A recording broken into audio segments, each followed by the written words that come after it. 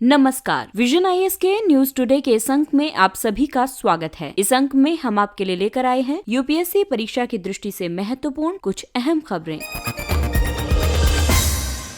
इस अंक की सबसे पहली खबर विश्व आर्थिक मंच से। हाल ही में विश्व आर्थिक मंच यानी WEF ने वैश्विक जोखिम रिपोर्ट 2021 जारी की है। रिपोर्ट में कोविड-19 सहित प्रमुख जोखिमों के विघटनकारी प्रभावों को रेखांकित किया गया है, जो वर्ष 2021 में और आगामी दशक में विश्व को पुनर्संरचित कर सकते हैं। ये रिपोर्ट दर्शाती है कि देश और व्यवसाय इन जोखिमों के विरुद्ध कैसे कार्य कर सकते हैं। आइए अब इस रिपोर्ट के मुख्य निष्कर्ष जानते हैं। रिपोर्ट के मुताबिक जलवायु कार्रवाई की विफलताओं के बाद होने वाले संक्रामक रोग आगामी दशक के लिए सबसे बड़ा वैश्विक जोखिम है। स्वास्थ्य, शिक्षा, वित्तीय स्थिरता और प्रौद्योगिकी में शामिल असमानताओं ने आर्थिक मंदी और सामाजिक विभाजन को बढ़ावा दिया है। इससे कुछ समूहों और देशों पर विषमता पूर्वक प्रभाव उत्पन्न होने के संकट की संभावना बढ़ने लगी है। बढ़ते डिजिटल अंतराल और प्रौद्योगिकी चिंताएं उत्पन्न कर रही हैं, जो कोविड-19 द्वारा और अधिक बढ़ गई हैं। कोविड-19 महामारी के कारण होने वाली आर्थिक बदहाली और दीर्घकालिक स्वास्थ्य प्रभावों के विनाशकारी परिणाम जारी रहेंगे। वहीं दूसरी तरफ कोविड-19 के विरुद्ध प्रतिक्रिया देशों, व्यवसायों और अंतर्राष्ट्रीय समुदाय की प्रत्यास्थता को मजबूत करने के लिए 4 मुख्य अवसर भी प्रदान करती है, जैसे विश्लेषणात्मक फ्रेमवर्क तैयार करना, जो जोखिम के प्रभावों के समग्र और तंत्र आधारित दृष्टिकोण को शामिल करते हैं, राष्ट्रीय नेतृत्व और अंतर्राष्ट्रीय सहयोग को प्रोत्साहित करने के लिए हाई प्रोफाइल रिस्क चैंपियंस में निवेश करना, जोखिम की सूचना युक्त संचार में सुधार करना और अनुचित सूचनाओं से निपटना, जोखिम से निपटने की तैयारियों पर सार्वजनिक निजी भागीदारी के नए रूपों का अन्वेषण करना।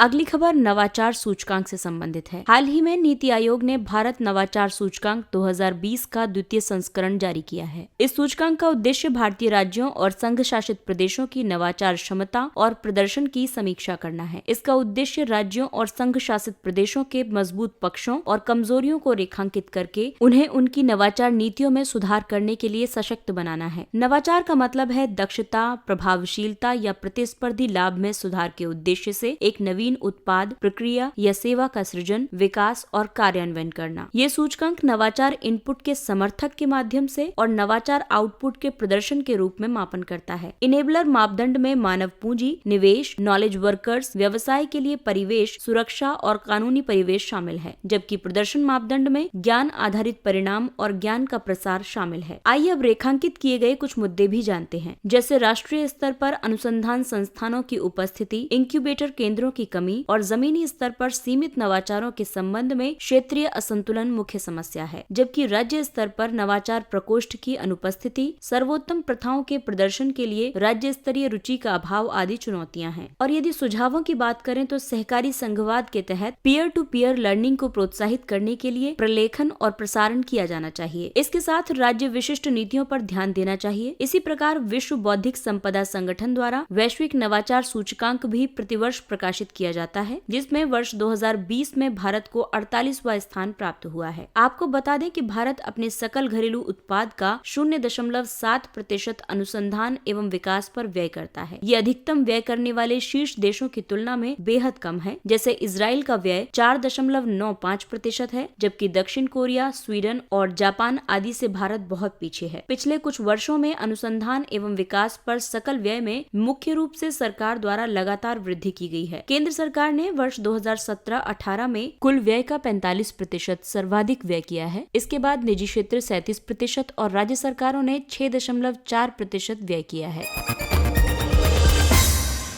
अगली खबर उच्च न्यायालय से संबंधित है। उच्च न्यायालय ने वर्ष 2018 के आधार से संबद्ध निर्णय की समीक्षा की मांग करने वाली याचिका को 4-1 के बहुमत से खारिज कर दिया है। उच्चतम न्यायालय द्वारा प्रदत्त वर्ष 2018 के निर्णय ने केंद्र की महत्वपूर्ण आधार योजना को संवैधानिक रूप से वैध घोषित किया था, लेकिन इसके कुछ प्रावधानों को निरस्त भी कर दिया था। याचिकाएं जिन 2 आधारों पर उच्चतम न्यायालय के वर्ष 2018 के बहुमत से हुए निर्णय की समीक्षा करने की मांग कर रही थी, वे इस प्रकार हैं। लोकसभा अध्यक्ष द्वारा प्रस्तावित कानून को धन विधेयक के रूप में घोषित करने का निर्णय अंतिम था और इसे न्यायालय में चुनौती नहीं दी जा सकती। वर्ष 2018 में सुप्रीम कोर्ट ने कहा था कि लोकसभा अध्यक्ष के निर्णय को कुछ विशेष परिस्थितियों में ही न्यायालय में चुनौती दी जा सकती है। आधार वित्तीय और अन्य सहायकियों, प्रसुविधाओं और सेवाओं के लक्षित अधिनियम 2016 को अनुच्छेद 110(1) के तहत धन विधेयक के रूप में उचित रूप से प्रमाणित किया गया था। सुप्रीम कोर्ट ने अपने निष्कर्ष में कहा था कि आधार अधिनियम को धन विधेयक के रूप में लाना उचित प्रक्रिया थी। आइए अब नजर डालते हैं वर्ष 2018 के निर्णय पर। इस निर्णय के अनुसार आयकर रिटर्न जमा करवाने और स्थायी खाता संख्या यानी पैन के आवंटन के लिए आधार अनिवार्य है। प्रमाणीकरण डेटा के भंडारण की अवधि को 5 वर्ष से घटाकर 6 माह करना, बैंक खाते खुलवाने और मोबाइल कनेक्शन लेने के लिए आधार को अनिवार्य नहीं बनाया जा सकता है। इसके अलावा निर्णय में ये भी कहा गया था कि कोई भी कंपनी या निजी संस्था पहचान के लिए आधार की मांग नहीं कर सकती है। सुप्रीम कोर्ट ने राष्ट्रीय सुरक्षा के आधार पर डेटा के साझाकरण की अनुमति देने वाले प्रावधान पर रोक लगा दी। आधार कार्ड कल्याणकारी योजनाओं और सरकारी सब्सिडी की सुविधाओं का लाभ उठाने के लिए अनिवार्य होना चाहिए।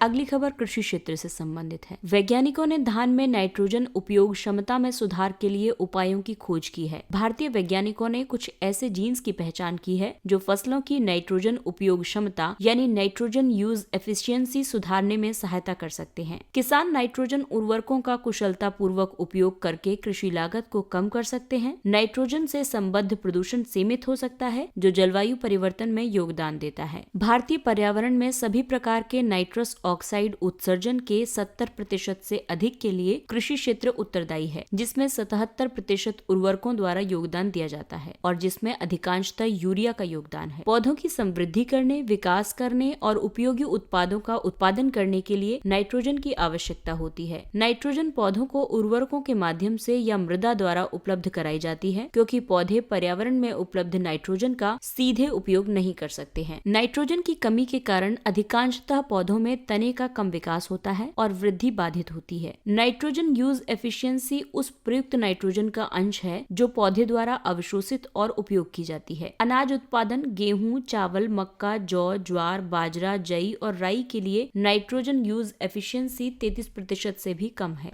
देश में नाइट्रोजन उर्वरकों की कुल खपत का 69% से अधिक उपयोग खाद्यान्न फसलों के लिए होता है। इसमें चावल 37% के साथ शीर्ष पर है। इसके बाद गेहूं 24% पर है। फसलों के लिए निम्न नाइट्रोजन यूज एफिशिएंसी उत्पादकों और उपभोक्ताओं पर उच्च लागत भार, नाइट्रोजन उर्वरकों पर उच्च आयात निर्भरता और निक्षालन यानी लीचिंग आदि की ओर संकेत करती है।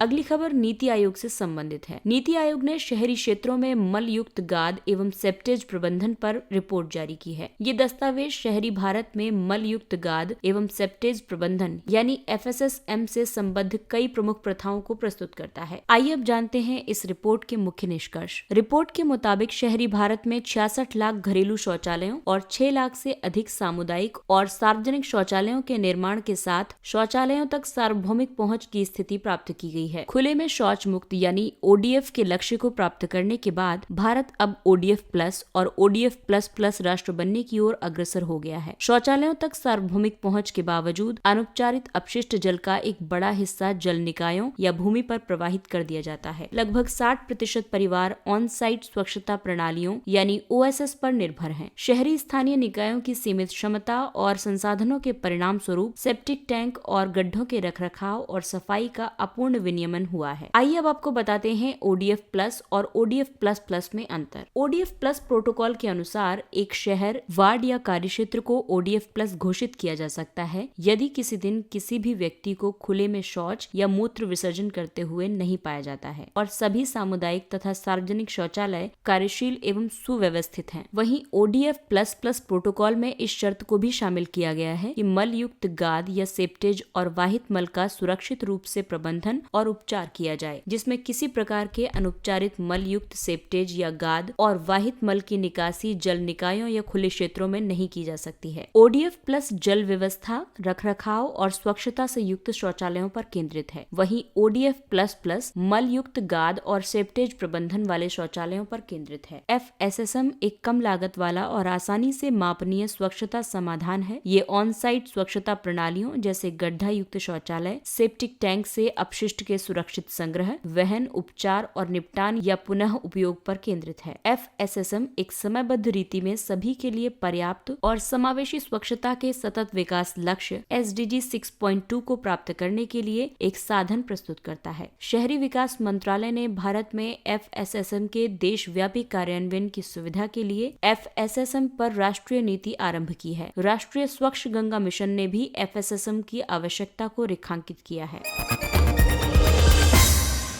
आइए अब नजर डालते हैं कुछ संक्षिप्त किंतु महत्वपूर्ण खबरों पर। प्रतिभूत एक दिवसीय वित्तीय दर यानी secured overnight financing rate SOFR एक संदर्भ दर है जो एक वित्तीय अनुबंध में भुगतान को निर्धारित करने के साथ साथ अनुबंध में शामिल पक्षकारों के नियंत्रण से बाहर होती है। SOFR को federal reserve bank of New York और अमेरिकी treasury office of financial research द्वारा अभिकल्पित एवं कार्यान्वित किया गया था। सिक्योर्ड ओवरनाइट फाइनेंसिंग रेट को federal reserve bank of New York और अमेरिकी treasury office of financial research द्वारा अभिकल्पित एवं कार्यान्वित किया गया था। SOFR London interbank offered rate यानी लिबोर को प्रतिस्थापित करेगी। लिबोर को वर्ष 2021 के अंत में चरणबद्ध रूप से समाप्त किया जा सकता है। SOFR और लिबोर दोनों अल्पकालिक ऋण लागत को दर्शाती हैं। हाल ही में भारतीय स्टेट बैंक ने SOFR से संबद्ध मूल्य निर्धारण के साथ 2 अंतर बैंक अल्पकालिक मुद्रा बाजार यानी interbank short term money market सौदों को निष्पादित किया है। प्रधानमंत्री आवास योजना ग्रामीण PMAYG। प्रधानमंत्री ने उत्तर प्रदेश के प्रधानमंत्री आवास योजना ग्रामीण के अंतर्गत 6 लाख से अधिक लाभार्थियों के लिए वित्तीय सहायता राशि जारी की है। ग्रामीण विकास मंत्रालय के तहत PMAYG का उद्देश्य वर्ष 2022 तक सभी आवासहीन परिवारों और कच्चे एवं जीर्ण शीर्ण मकानों में रहने वाले परिवारों को बुनियादी सुविधाओं से युक्त एक पक्का मकान प्रदान करना है। इस योजना के अंतर्गत मार्च 2022 तक पात्र ग्रामीण परिवारों के लिए चरणबद्ध रूप से 2.95 करोड़ पक्के मकानों के निर्माण के लिए सहायता प्रदान की जाएगी। ये योजना कई अन्य योजनाओं जैसे मनरेगा, स्वच्छ भारत अभियान आदि के साथ सामंजस्य का प्रयास करती है। लाभार्थियों की पहचान ग्राम सभाओं द्वारा वर्ष 2011 की सामाजिक, आर्थिक और जातिगत जनगणना की जानकारी का उपयोग करके सत्यापित की जाती है। विनियामक अनुपालन पोर्टल रेगुलेटरी कंप्लायंस पोर्टल। इस पोर्टल का शुभारंभ उद्योग संवर्धन और आंतरिक व्यापार विभाग DPIIT द्वारा किया गया है। ये पोर्टल सभी केंद्रीय और राज्य स्तरीय अनुपालनों के लिए एक केंद्रीय ऑनलाइन रिपोजिटरी के रूप में भी कार्य करेगा। इस पोर्टल का उद्देश्य जटिल और बोझिल विनियामकीय अनुपालन प्रक्रियाओं को कम करने के लिए नागरिकों, उद्योगों और सरकार के बीच एक सेतु के रूप में कार्य करना है। वास्तव में विनियामकीय अनुपालन पोर्टल आत्मनिर्भर भारत के लक्ष्य को प्राप्त करने में सहायक सिद्ध होगा। साथ ही इसके माध्यम से उद्योग के लिए व्यवसाय करने में सुगमता होगी और नागरिकों का जीवन यापन भी सुगम होगा। बांदीपुर राष्ट्रीय उद्यान। ये राष्ट्रीय उद्यान चामराजनगर कर्नाटक में अवस्थित है और नीलगिरी बायोस्फीयर रिजर्व का एक भाग है। इसे दक्षिण एशिया में वन्य हाथियों का सबसे बड़ा वास स्थल माना जाता है। ये 3 अन्य राष्ट्रीय उद्यानों जैसे नागरहोल राष्ट्रीय उद्यान कर्नाटक, वायनाड राष्ट्रीय उद्यान केरल और मुदुमलाई राष्ट्रीय उद्यान तमिलनाडु के साथ अपनी सीमा साझा करता है। इस राष्ट्रीय उद्यान में शुष्क पर्णपाती वन प्रमुखता से पाए जाते हैं। जीव जंतुओं की बात करें तो ये भारत में तीसरे सर्वाधिक बाघ घनत्व वाला राष्ट्रीय उद्यान है। बांदीपुर राष्ट्रीय उद्यान में भारतीय हाथी, तेंदुए, जंगली कुत्ते, सांभर, स्लॉथ बियर, चीतल आदि पाए जाते हैं। Desert night 21। ये भारतीय वायुसेना और फ्रांसीसी वायु और अंतरिक्ष सेना के बीच आयोजित एक द्विपक्षीय वायु अभ्यास है। ये अभ्यास स्वयं में महत्वपूर्ण है क्योंकि इसमें दोनों ही देशों की वायुसेनाओं में राफेल विमान शामिल हैं। राफेल एक ट्विन जेट लड़ाकू विमान है। ये एक विमान वाहक और एक तटीय बेस दोनों से संचालन करने में सक्षम है। ये ध्वनि की गति जो कि अधिकतम 1.8 मैक होती है, इसकी तुलना में लगभग 2 गुनी गति से उड़ान भर सकता है। भारत ने फ्रांस के साथ 36 राफेल जेट के लिए समझौते पर हस्ताक्षर किए हैं। रतले जल विद्युत परियोजना। हाल ही में मंत्रिमंडल ने 850 मेगावाट उत्पादन क्षमता की रतले जल विद्युत परियोजना के लिए निवेश प्रस्ताव को स्वीकृति दी है। ये जम्मू कश्मीर में किश्तवाड़ जिले में चिनाब नदी पर निर्माणाधीन एक रन ऑफ द रिवर जल विद्युत परियोजना है। रन ऑफ द रिवर परियोजना के अंतर्गत जल की गतिज ऊर्जा के अधिग्रहण के लिए जल के स्वाभाविक अधोमुखी प्रवाह तथा सूक्ष्म टरबाइन जनरेटर का उपयोग किया जाता है। वर्तमान में भारत और पाकिस्तान के बीच रतले और किशनगंगा परियोजनाओं पर असहमति बनी हुई है।